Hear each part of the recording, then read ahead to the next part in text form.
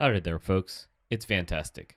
So today we're going to discuss spectrums and a stupid argument. Let's start off with a basic question. Are you short or tall? It's a pretty simple and probably commonly understood question, but it's actually flawed in nature. Short and tall are like descriptions to a subjective point of view. You could be 4 feet and considered tall compared to when you compare it to a toddler, or 6 feet and be considered short among like basketball players. So a more appropriate question would be, how tall are you? Or a better question, to articulate the point of this video, on the spectrum of possible height measurements, where do you fall?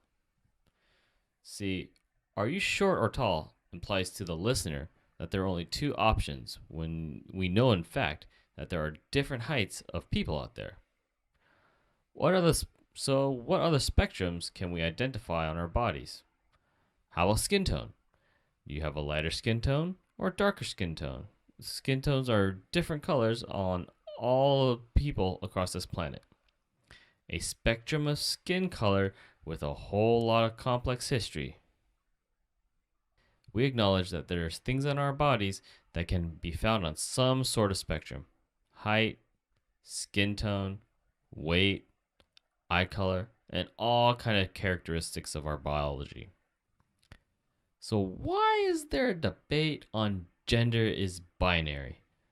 Obviously, a person's gender is on a spectrum, like all other aspects of our human anatomy and thinking.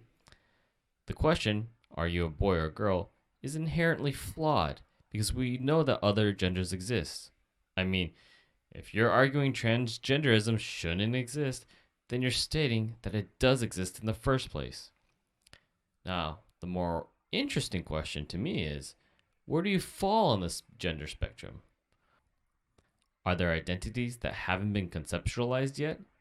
What are the measurable parameters that will differentiate one gender from another? Granted, we are all one people, but knowing more about the spectrum of our race helps us become more self-aware, and that's a good thing. Fun fact, you change heights from morning to evening, so that spectrum is constantly evolving. And maybe our thoughts should do as well. Anyway, something to think about. You all have a good night.